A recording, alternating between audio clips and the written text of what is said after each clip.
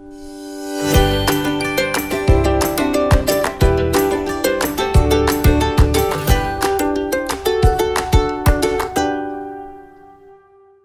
dia, crianças! Tudo bem com vocês? Eu espero que esteja tudo bem. Hoje eu preparei uma aula especial para nós. Vamos lá?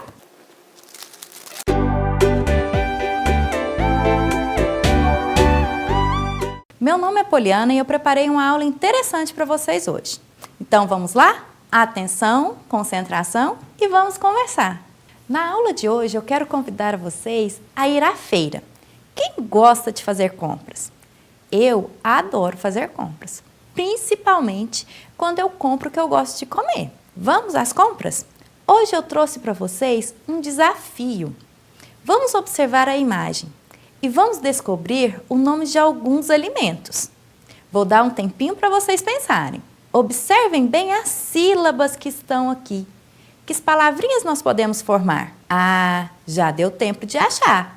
Eu já localizei algumas. Tem uma que eu adoro tomar de manhã. Vamos lá? A primeira palavrinha, morango, café, feijão, melancia, batata, cenoura. Então essas são as palavrinhas que nós localizamos no nosso diagrama. Vamos pensar mais um pouquinho sobre elas? Cada palavrinha é formada por sílabas. Vamos repetir as palavras devagar agora? Contando nos dedinhos quantas sílabas elas têm? Então, ó, morango. Elas têm 3 sílabas. Agora a próxima. Café. 2 sílabas. Próxima. Feijão. Também 2 sílabas. Melancia. Ah, essa tem 4 sílabas. Batata. 3 sílabas. E cenoura. 3 sílabas também. Olha que interessante, nós podemos ver que as palavrinhas, elas variam em quantidade de sílabas. E aí, nessa classificação, elas recebem uma nomenclatura especial. A palavrinha que tem uma sílaba, nós chamamos de monossílaba. As palavrinhas que têm 2 sílabas, nós chamamos de dissílabas. E as palavrinhas que têm 3 sílabas, trissílabas. Aquelas que têm 4 ou mais sílabas, nós chamamos elas de polissílabas. Vamos treinar agora? Vamos ver se vocês entenderam em relação à quantidade de sílabas? Trouxe outras palavrinhas. Monossílaba, uma palavra. Exemplos: mel, pão. Dissílaba, 2 palavras. Café e feijão. Nós podemos ter as trissílabas, que são com 3 sílabas, batata e cenoura. Polissílaba, 4 ou mais sílabas, melancia e abóbora. Agora sim que nós vamos treinar. Jabuticaba. Como será que eu vou separar a palavrinha jabuticaba? Jabuticaba, separando as sílabas, nós encontramos 5 sílabas. A palavrinha que tem 4 ou mais sílabas, como que nós nomeamos elas? Polissílabas. Limão. Como que nós vamos separar? 2 sílabas e as palavrinhas de 2 sílabas nós chamamos de, isso mesmo, de sílabas. Laranja. Separando a palavrinha, nós encontramos 3 sílabas. As palavrinhas com 3 sílabas nós nomeamos de que forma? Trissílaba. Muito bem para quem acertou. Temos algumas outras palavrinhas. Alface, que tem 3 sílabas e chamamos de trissílaba. Beterraba, que separando temos 4 sílabas. E aqui em beterraba a gente pode observar a separação entre os 2 R's, em que a gente não deixa eles juntos. Com 4 sílabas, nós temos a polissílaba. Moranga, com 3 sílabas e ela é trissílaba. E mel? Mel separa? Não, mel não separa e ela tem uma sílaba só. E aí nós nomeamos ela como monossílabas. Viram que não é difícil memorizar a nomenclatura referente à quantidade de sílabas. Então vamos observar a lista dos alimentos. Então temos aqui alface, beterraba, moranga, mel. Da onde vêm esses alimentos? Aonde eles são produzidos? Já pararam para pensar sobre isso? Então, respondeu certo quem falou que vem da fazenda ou da zona rural do nosso município. Quando pensamos no campo, logo vem na nossa lembrança o quê? A fazenda. Vocês conhecem alguma fazenda? Lembram do que vocês viram por lá? Bem, eu já fui em uma fazenda e lembro de ter visto vacas, galinhas, porcos, plantação de milho, arroz. Quem já foi fazer pamonha na fazenda? Ah, eu adoro isso! Agora vamos entender um pouco mais sobre esse assunto.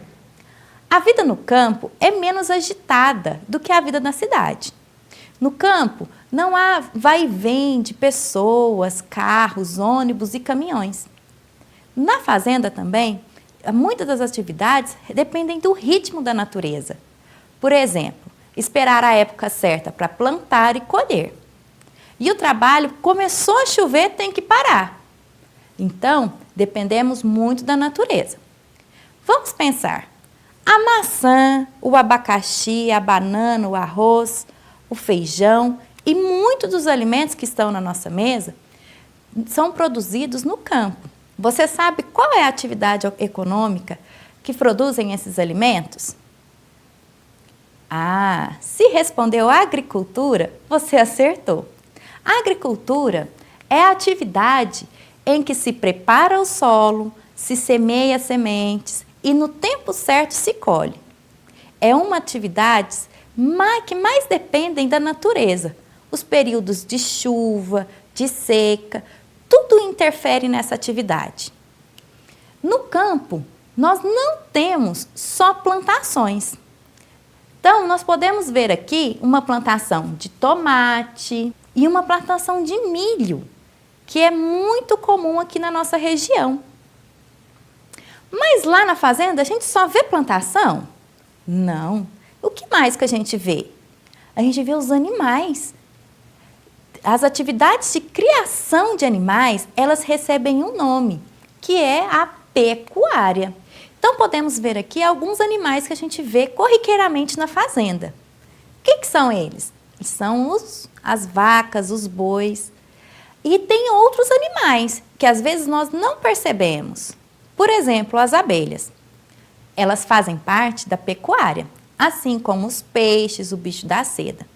Da pecuária, nós obtemos a carne, o leite, couro, ovos, mel e outros produtos.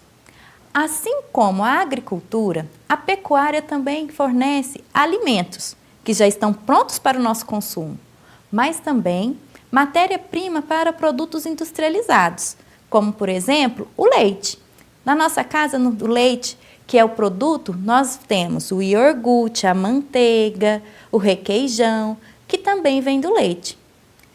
Outras atividades que é realizada também na zona rural é o extrativismo.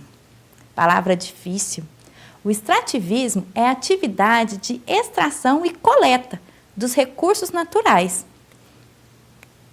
Então, esses recursos, eles já estão na natureza. E aí o homem só chega e recolhe esse recurso. Por exemplo, as seringueiras. Quem gosta de açaí? O açaí, ele é fruto do extrativismo. Ó, extrair, extrativismo, onde a gente só vai buscar na natureza. Há o extrativismo mineral. Por exemplo, o ferro que usamos para construir as nossas casas. A gente não fabrica ele já está na natureza.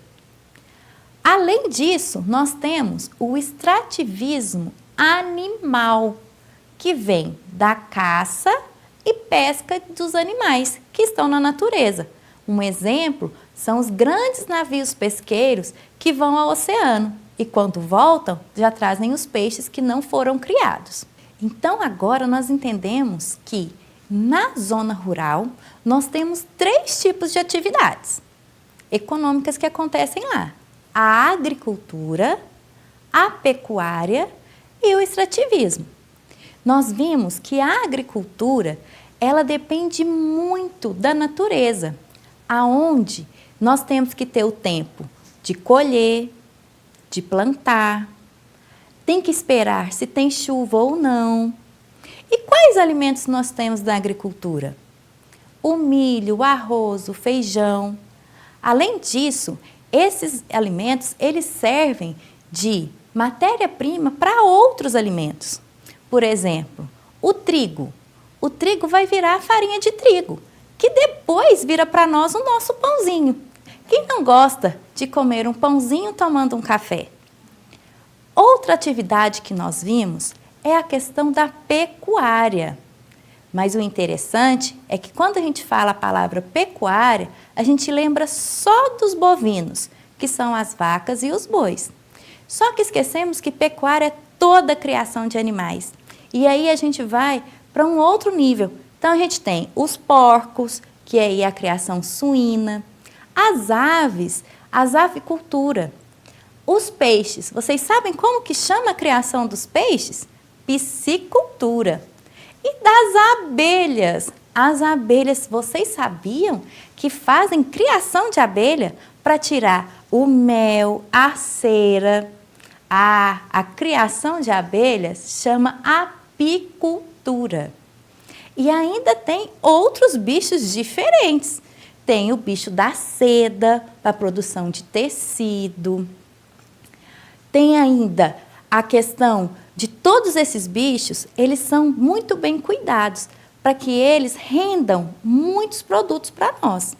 Então é importante a gente entender que quando fala pecuária, não são só a vaca e o boi. Outra coisa importante que nós vimos é o extrativismo, aonde o homem não trabalha na natureza. Ele vai nas matas, nas florestas, no oceano, ou até mesmo furando embaixo da terra, para retirar o que a natureza já nos deu. Vamos ver quais são esses produtos? O exemplo, o açaí que eu dei para vocês, né? As castanhas. Quem gosta de comer a castanha do Pará? Ah, essa eu gosto. E da castanha, a gente faz vários outros produtos. Além disso, tem também o extrativismo mineral, que é quando a gente retira da terra os minérios.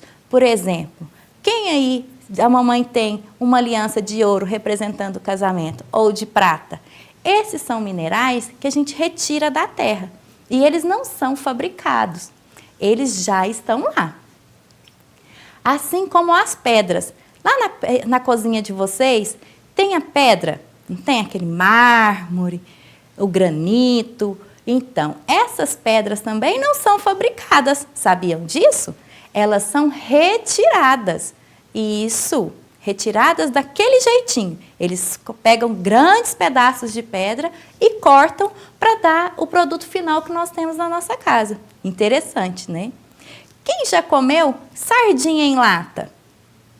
Ah, eu gosto. Interessante. A sardinha é feita ela é recolhida através do extrativismo. Grandes navios pesqueiros saem para alto mar e pescam. Não é criadas em viveiro. É interessante. Estão vendo como várias coisas da nossa casa vêm do trabalho da zona rural? Agora eu tenho um desafio para vocês. Vamos ver se vocês entenderam tudo direitinho? Vamos olhar aí na sua casa e vamos perceber o que a gente tem. E vamos verificar o que vem da agricultura. Vamos pensar, o que será que a mamãe está preparando de almoço? E que veio da agricultura? E da pecuária? Será que é só a carne que vem da pecuária? Não, né? Nós temos vários outros produtos que vêm da pecuária. E o que tem aí no almoço que vai ser da pecuária? Vocês sabem me falar? E do extrativismo? Essa eu acho que está mais difícil. Percebam aí o que veio retirado direto do solo. Ele não vai estar igualzinho foi tirado, não. Ele foi trabalhado, aperfeiçoado para chegar aí na sua casa. Mas a gente vai pensar no material que ele foi feito. Conseguiram perceber? Vou dar mais um tempinho para vocês. Que bom! Espero que tenham entendido direitinho. Então, agora, prosseguindo a nossa aula, vamos para um outro assunto, a matemática, que também está bem pertinho da nossa casa. E usamos ela a todo momento. Hoje eu trouxe para vocês a reta numérica, que é onde a gente pode perceber a ordenação dos números. Então, aqui a gente percebe que temos a sequência do 0 ao 10. E a gente pode ver qual é o antecessor e o sucessor dos números, que é muito importante na nossa vida. Quando a gente vai procurar o endereço do coleguinha, a gente não precisa entender se é uma ordem crescente ou decrescente que a rua está. Aqui a gente pode treinar isso. A ordem crescente vem do 0 ao 10. Então, nós começamos do menor para o maior. A ordem decrescente, decrescer, ela está descendo. Ela vem do maior para o menor. Além disso, nós podemos perceber que nessa ordenação aqui, os números estão crescendo de 1 a 1. Então, 0, 1, 2, 3, 4, 5, até chegar no 10. Mas eu poderia ter organizado ela de uma maneira diferente. E se eu contasse de 2 em 2? Vamos ver como que ficaria? 0, 2, 4, 6, 8, 10. Tá vendo? Com a reta numérica, nós temos várias possibilidades. Outra questão que eu quero trazer para vocês. Quem aí, na brincadeira, já teve que tirar para o ímpar para saber quem começa ou quem vai ficar por último? Isso está muito presente nas brincadeiras de vocês. Eu observo bastante os recreios quando a gente tem aula. Para a gente saber se o número é par ou é ímpar, nós temos que dividir e não por 2 e não sobrar nada. Por exemplo, vou trabalhar aqui hoje com as minhas canetas. Aqui na mesa eu tenho qual quantidade de caneta? 3. Será que 3 é um número par ou um número ímpar? Vamos descobrir? Vamos fazer que vocês estejam aqui, bem pertinho de mim. Que vontade eu estou, que saudade de ter vocês pertinho de mim. Vamos lá, nós temos que dividir entre nós 2. Se sobrar é ímpar, se não sobrar, o número é par. Vamos lá? 1 para vocês, 1 para mim. Sobrou. A gente vai ter a mesma quantidade? Não. Então, o número 3 é um número ímpar. Já a quantidade que ficou igual, uma para mim e uma para você, qual é a quantidade? É a quantidade de 2 canetas. Lembram que lá na reta numérica, eu fiz com vocês a contagem de 2 em 2? Então, aqui a gente começou no primeiro número par, depois do 0, que é o 2. E aí, voltando lá na reta numérica, nós vamos descobrir quais são os números pares e quais são os números ímpares. Vamos lá? Então, vamos identificar quais são os números pares. Então, nós temos, começando do 0, 0, 2, 4, 6, 8 e 10. E os outros números, o que eles são, então? Eles são os ímpares. Os números ímpares são 1, 3, 5, 7 e 9. Poliana, vocês vão me perguntar. A sequência numérica é enorme. Você está me mostrando só até o 10. Aí eu vou ensinar para vocês uma regrinha. Todos os números que você for verificar se é ímpar ou par, você vai olhar o final do número. Por exemplo, o número 12, o 1 e o 2. O 2 não é o último? Então, pensa lá, qual que é o primeiro número depois do 0 que é par? 2. O 12 termina em 2, então o 12 também é um número par.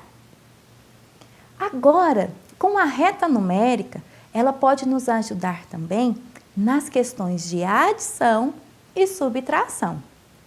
Com isso, eu vou trazer para vocês algumas operações.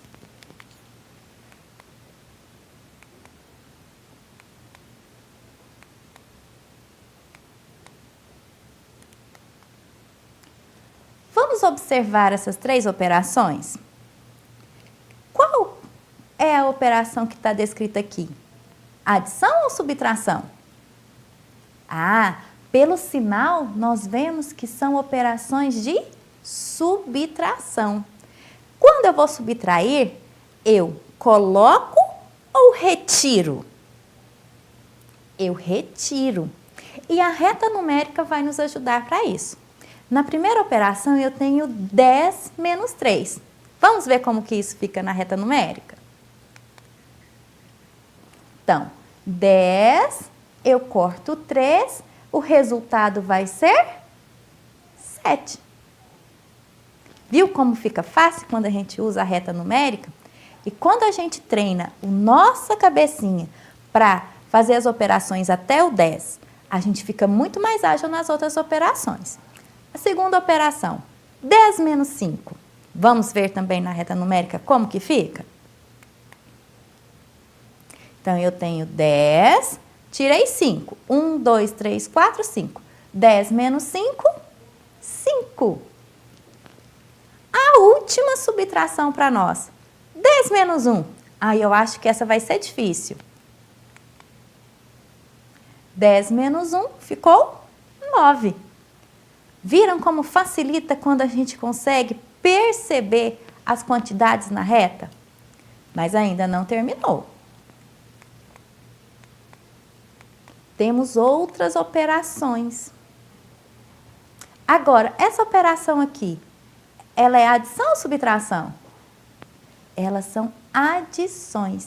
E aí, o que a gente vai perceber? Que aqui tem um número e aqui está faltando. Vamos descobrir qual é esse que está faltando?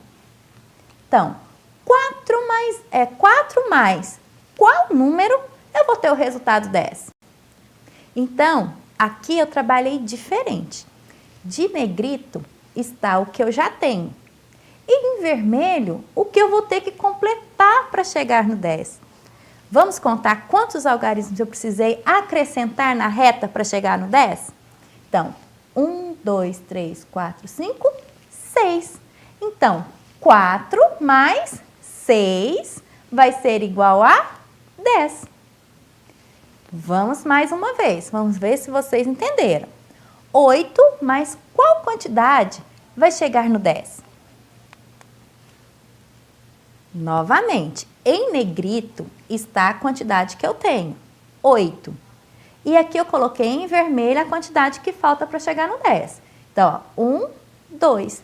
Então, qual número que eu somei ao 8 para dar 10? 2. Então, 8 mais 2 é igual a 10. A última. Tô achando que eu estou facilitando demais para vocês. 9 mais quanto dá 10? Então, podemos perceber que só um número está em vermelho. Então, 9 mais 1 é igual a 10. Viram, crianças, que usando a reta numérica, ela facilita o entendimento da gente nas operações. E a partir dela, nós podemos entender vários conceitos da matemática. Hoje nós tivemos muitos aprendizados. Vamos relembrar o que a gente começou?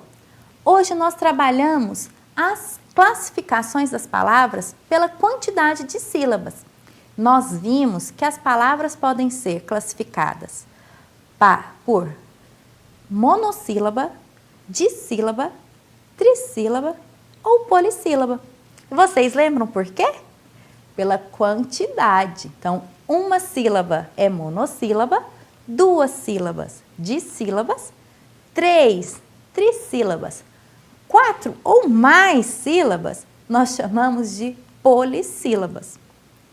Nós também aprendemos sobre o trabalho na zona rural, sobre a agricultura, a pecuária e o extrativismo. E vimos como isso está relacionado à natureza, ao tempo da natureza. E vimos também a questão da reta numérica, aonde nós podemos perceber a ordenação dos números, quais os números são pares, ímpares, a questão da ordem crescente, decrescente, e que ela facilita para nós a adição e a subtração.